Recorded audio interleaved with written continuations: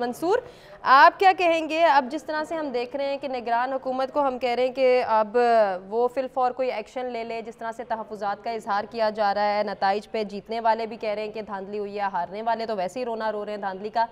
अब क्या होने जा रहा है? क्या वाकई कोई कमीशन बनेगा? और अगर कमीशन बनता है तो वो इतना एक्टिव होगा कि वो धांधली के इल्ज़ामात पर वर्कआउट कर सके? क्योंकि 3 नोटिफिकेशन जिनका जिक्र अभी सजातुद्दीन साहब भी कर रहे थे इस्लामाबाद से, वो भी इस्लामाबाद हाई कोर्ट ने मुअत्तल कर दी हैं। अब क्या होगा?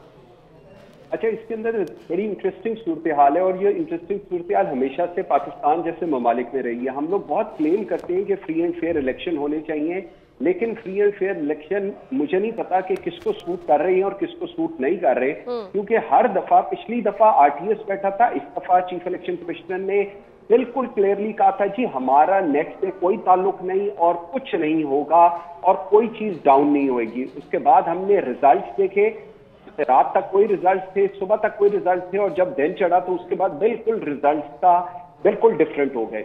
एक चीज जो मैं सिर्फ just want to add on it, हम में से पूरे पाकिस्तान में कभी भी किसी ने नहीं कहा था कि पाकिस्तान तहरीक इंसाफ की जो हुकूमत थी उन्होंने इकोनॉमी बहुत अच्छी चलाई।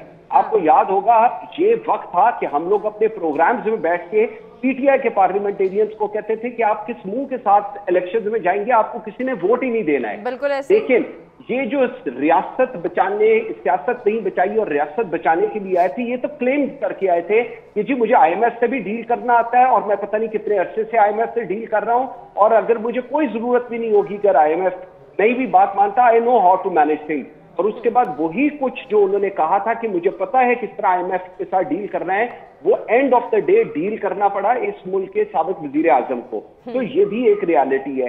अब सूरत हाल क्या है, आप सिस्टम रिस्ट्रक्चर की बात कर रहे हैं, और सिस्टम रिस्ट्रक्चर किसने करना है? वो लोगों ने जो इस सिस्टम के दाई हैं, जिनको बेनिफिशियरी है सिस्टम के। इस सिस्टम को रिस्ट्रक्चर आपने, मैंने, हम लोगों नहीं कर सकते। और जिन लोगों ने, मैं आपको एक छोटी सी एग्जांपल देता हूं कि एक ग्रेड 21 का अफसर को गाड़ी के लिए 1000 लीटर पेट्रोल मिलता है, उनकी एक गाड़ी के लिए।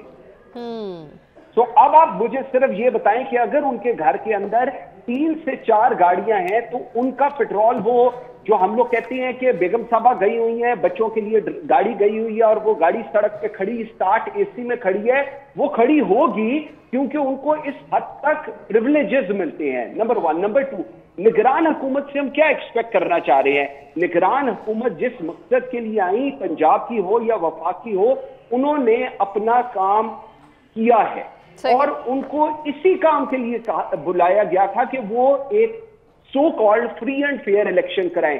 फ्री एंड फेयर इलेक्शन की डिबेट आज सेनेट से लेकर मेरे ख्याल में हमारे घर के मुलाजिम तक कर रहा है कि जी फ्री एंड फेयर इलेक्शन नहीं हुए।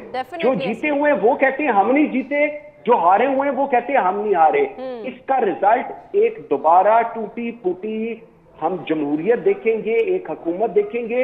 हाँ, आज दोबारा सवाल ये है कि अब जो आने वाली हुकूमत है, क्या ये अपना टेन्योर पूरा करेगी? हम लोग तो टेन्योर्स पर अब आ गए हैं कि पहले बंद तो जाए मंसूर, अभी तो वो हुकूमत ही तश्कील नहीं हो पा रही जो चलेगी या नहीं चलेगी, टेन्योर पूरा करेगी या नहीं करेगी।